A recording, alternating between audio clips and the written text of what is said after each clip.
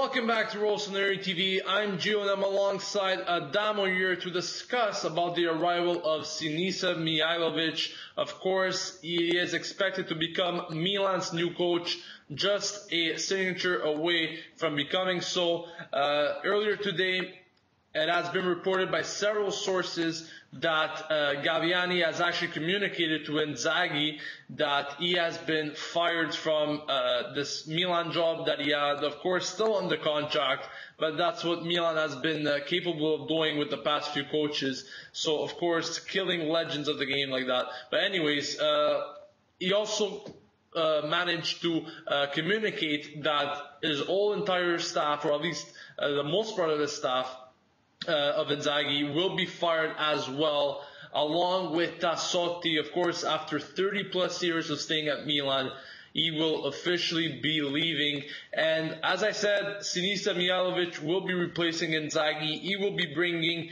most of his staff from Sampdoria with him. And of course, we can expect, once again, a whole new, different staff altogether. Now, Mihajlovic is expected to be signing a 2-year contract where he will be earning €2 million plus bonus per season. I think it's a pretty good amount for Mihajlovic, of course. Coaching Sampdoria, of course, more experience than Inzaghi in coaching in the Serie A altogether. But, once again, judging by the history of Milan in these past few years, where they had 4 coaches in just under 2 years or something. We've seen Allegri, we've seen Seedorf, Inzaghi, and now Mihajlovic. You can't be spending too much on coaches, especially if you're considering firing them while they're under contract, like we have seen, as I said before.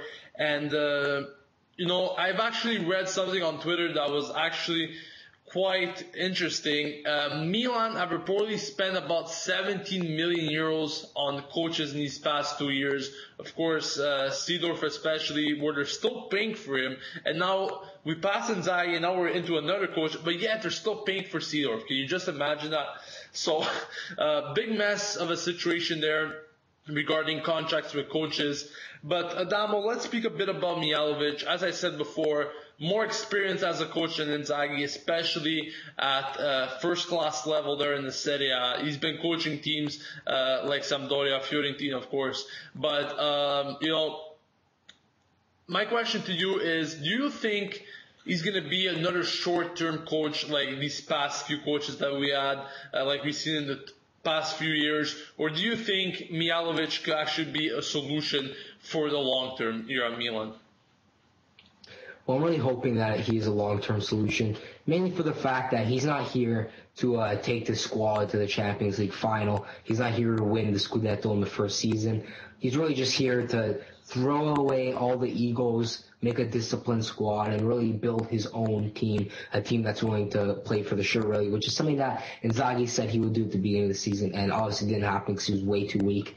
We all know Mihajlovic is not a weak character. He doesn't really take shit from anybody, even if it's management. So hopefully that kind of personality of his doesn't let somebody like Berlusconi walk all over him and just tell him what to do and whatever, spend no money in the transfer window. And hopefully that comes out more positive than negative. But whether or not he stays long term, I do hope he does, mainly for the fact that it's going to take time to build a team. I don't know if he'll stay more than 2-3 years. But if he does perform well, I can see him staying for 2-3 years, because why not? If you're doing well and you build a disciplined squad, he pretty much did his job. So overall, I do hope that he does stay. I think a lot of people are giving him more stick than he deserves with his coaching ability. Obviously there's other options, like somebody like Montella, a lot of people would prefer, but I'd much rather Mihajlovic over Inzaghi, to say the least. Yeah, and today also, he came out and spoke about certain things that made Milan fans quite mad. I saw this on Twitter a lot yesterday. Many people were saying, why are we bringing an Interista to coach Milan? Of course, back a few years ago, he actually had an interview saying that he was an Interista and he will never coach Milan in his life. He would rather die of hunger than coaching Milan. Yet today we see him, or in the next few days, he's going to be signing his contract with Milan. And of course, pretty much he's going to be the new Milan coach. But based on that, at the same time, he's a coach that's full of dedication, desire, charisma, and as we mentioned, as Adamo mentioned, he's there to not bring this team to the Champions League final or anything, but get a group of guys that can really work hard under his determination, and hopefully he doesn't get stepped all over by Berlusconi, because if he does, that'll be just a change in character for him, not something that you want from Mihajlovic. And you want someone with lots of discipline, and as he said also, he wants men playing for this team. So my guess is that Mexes will be leaving. Anyways, moving on. He actually said that he wants to bring some players from his Sampdoria team, a Sampdoria team that actually did quite well for this season.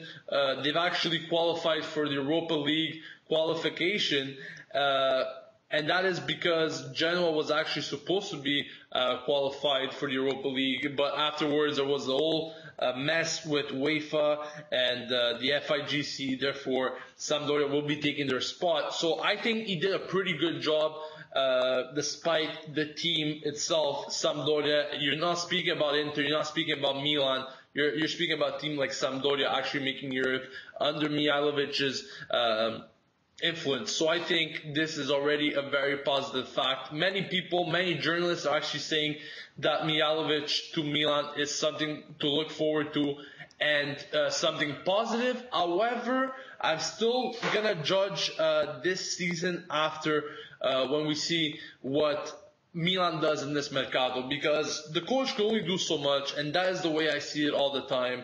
And also, I just think we need the players, okay? No matter what, we're going to need players that are going to be able to play and get us results week in and week out. And he actually wants some players from Sampdoria to bring along to Milan. It has been reported that he wants to bring players such as Obiang, Soriano, De Silvestri, and Eder. He also wants to bring back Rodrigo Eli, a player that grew up in the Milan Primavera before going on a few loan spells from Milan into teams like Avellino, which had a great season this year in the Serie B. So, I think all these players, I don't think they're all going to be coming to Milan, but if we do bring guys like Soriano and Obiang, I think these could be positives. He also wants guys like Ibrahimovic and Mandzukic, guys that could really make a difference up front, especially Ibrahimovic. That would be a real dream to see him coming back in Milan. But Adamo, what do you think about all this? I mean, players that he wants to bring in, you can already see he's starting to think about all these names, and technically he hasn't even been named as coach officially yet, but as I said before, we were expecting a signature in the next few days. Well, I definitely take players like Soriano, for example, a player who can pretty much do it all. We saw with the Azzurri, he's an incredible playmaker. He knows how to defend if he needs to. He can attack. He can score goals. He can pretty much do it all, as I said. Obviously, a player like Pedro Obiang, very similar, can do pretty much all the above, like I just mentioned. All those players of those sorts, especially because they're midfielders, and that's kind of where we lack. We need creativity in the midfield. I definitely take players like him, and like I mentioned, especially Soriano, players like De Silvestri. We could use him. He wouldn't be my number one because we do have players in that position, but I would definitely take him over somebody like Bate, who's inconsistent. Eder, I wouldn't be a fan of Eder just for the fact that he's a good player, but we have so many players in the left wing position, I don't think we really need it. Yeah, I think, this is the thing. We do actually have a good team on paper, right? We have good likes of Cherchi even, and maybe this coach could actually revive some of these players. I'm sure, hoping so. I don't think many players are going to be leaving overall for Milan, maybe a few, but the additions need to be key, as I mentioned before, in order to revive the team altogether, along with the new coach. But anyways, in the next few days, we're expecting, obviously, Mihajlovic to sign for Milan, as we already mentioned. It could even come tomorrow. It's just a matter of a few days and time.